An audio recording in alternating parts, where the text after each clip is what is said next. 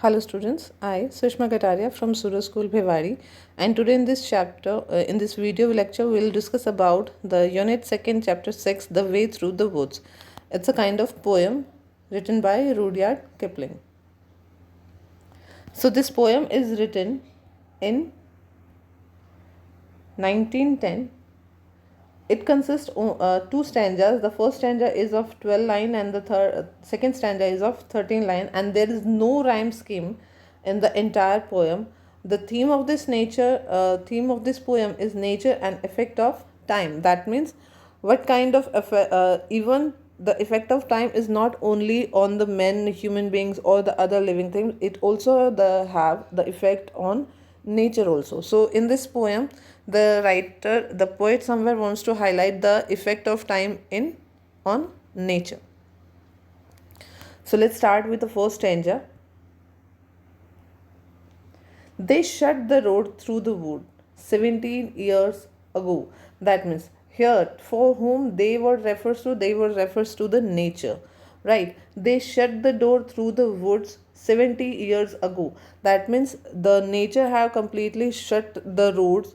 There could be a road, एक पगडंडी जैसे होते हैं. मान लीजिए एक जंगल है, अगर वहाँ पे लोग प्रॉपरली अगर चलते रहते हैं तो वो एक प्रॉपरली एक पगडंडी, एक रास्ता बन जाता है. And easily someone can easily so that yes there is a way, एक रास्ता है, इस पर हर कोई उसको इजिली देख पाएगा.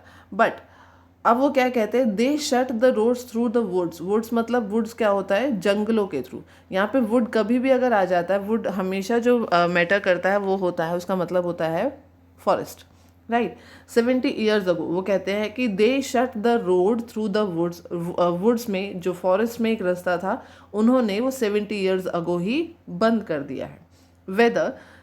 Weather and rain. वेदर मतलब मौसम, and rain have undone it again. Undone it again मतलब कि पहले जब उन्होंने बनाया होगा, जो ह्यूमन बींग्स हैं, उन्होंने क्या होगा, उन्होंने वो रास्ते को क्रिएट किया होगा. बट अब वेदर ने और नेचर ने उसको अनडन कर दिया, यानी कि नेचर ने और वेदर ने उसको प्रॉपरली बंद कर दिया. अब जैसे बंद कैसे किया होगा, मान लीजिए एक पगडंडी है, अगर उसके बाद काफ़ी दिनों तक कोई इंसान वहाँ पे चलता है, आना जाना नहीं होता है, तो क्या होता है, वहाँ पे पेड़ पौधे उग जाते हैं उस रोड पर, है ना, और ग्रास उग जाती है, तो आप उसको देख नहीं पाते हो कि वेदर वहाँ पे कोई रोड कभी था भी और नो. अब वही है, now you would never know there once a road through the woods, and now you can not understand whether there could be any road at that time or not. मतलब अभी तक के जो इन 4 लाइन्स में हमें जो मतलब समझ में आया, वो कहता है कि जो नेचर है, they shut the road through the woods. Nature ने जो फॉरेस्ट के बीच में जो एक रास्ता बना हुआ था, उसको कम्प्लीटली बंद कर दिया है 70 ईयर्स अगो. 70 ईयर्स अगो वो बंद कर दिया था.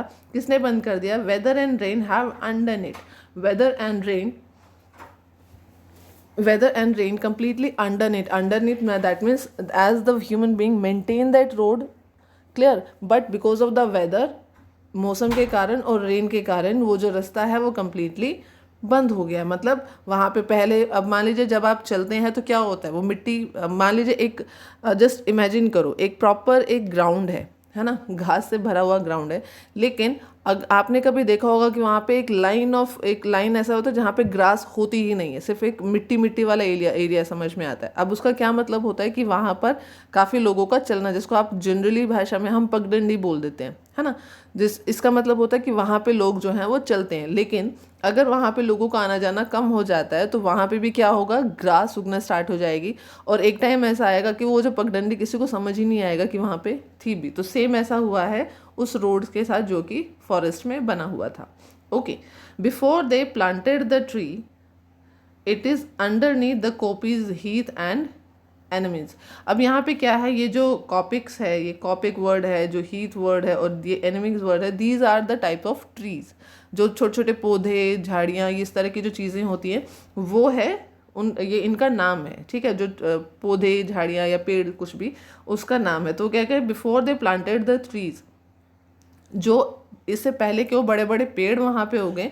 इट इज़ अंडरनीथ मतलब ये दब गया है, कॉपिक्स के नीचे, हेथ के नीचे, एंड द थिन एनिमिन्स. जो थिन जो पतली पतली जो एनिमल्स है, जो एक तरह से आप लगा लीजिए कि जो बेल या कुछ भी ऐसा है, इन सब के नीचे वो जो पेड़ है, वो जो रास्ता है वो दब चुका है। Only the keeper see, keeper मतलब जो कहते हैं ना कि फॉरेस्ट ऑफिसर्स जो होते हैं, जो फॉरेस्ट में देख रेख करने वाले जो होते हैं, उनको यहाँ पे बोला गया है only the keeper sees that where the ring doves broods. Broods मतलब होता है कि वहाँ पे आप कहाँ पे वो एग्स देंगे। जैसे डव्स जो होते हैं ना, जो बत्तखें होती हैं या छोटे छोटे जो पक्षीज वगैरह होते हैं, जो बर्ड्स होते हैं, वहाँ कहाँ वो ब्रूड करेंगे ये कौन देख पाएगा। अब जो ह्यूमन, क्योंकि ह्यूमन बींग वहाँ पे आना जाना कम कर दिया है, तो क्या कौन देख पाएगा?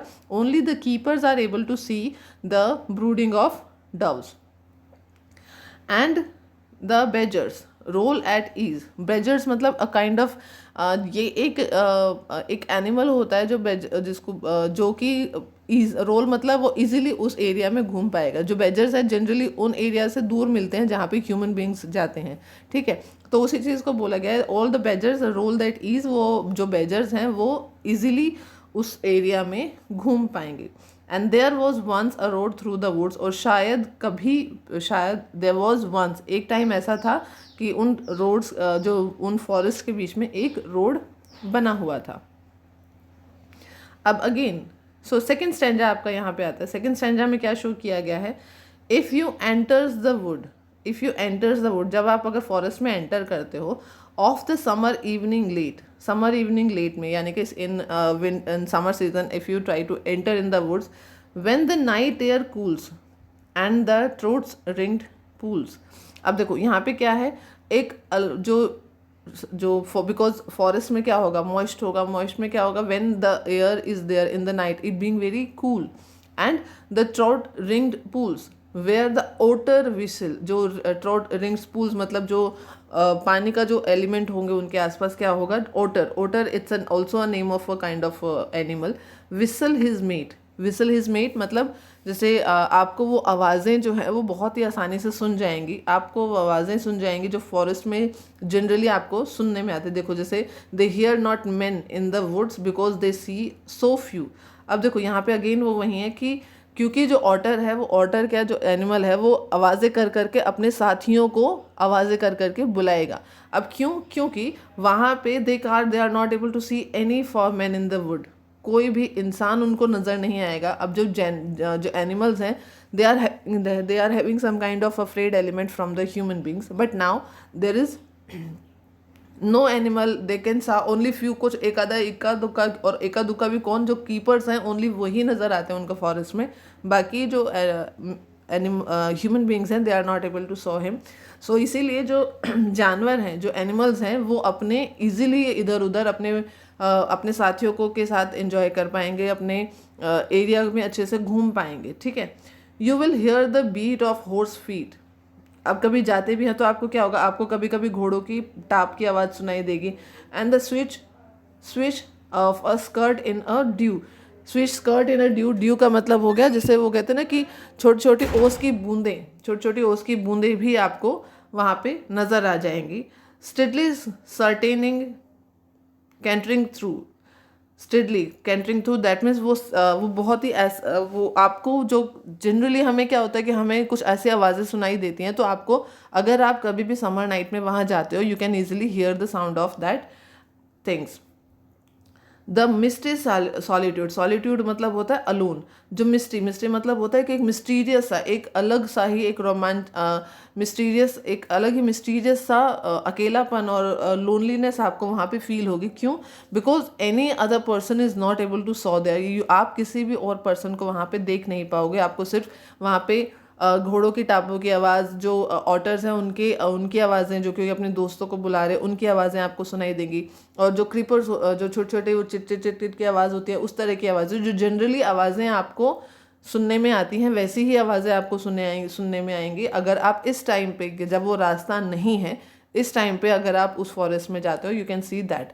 अब क्यों? क्योंकि अगर वो रास्ता प्रॉपरली बना होता, अगर वहाँ पे लोग आना जाना करते रहते, तो क्या होता? जानवर जो है उस एरिया से दूर रहते और आप उन एरियाज़ में अपने उन जानवरों के एलिमेंट्स को सुन नहीं पाते, राइट। लेकिन अब आप बिल्कुल अच्छे से सुन पाते हो बिकॉज जो रास्ता है वो गुम हो गया है। गुम कैसे हो गया है? बिकॉज अब पहले के रास्ते उस पे झाड़ियाँ, पेड़ पौधे जो हैं वो सारे उग गए हैं और जनरली किसी को भी समझ नहीं आएगा कि कभी यहाँ पे कोई रास्ता था भी।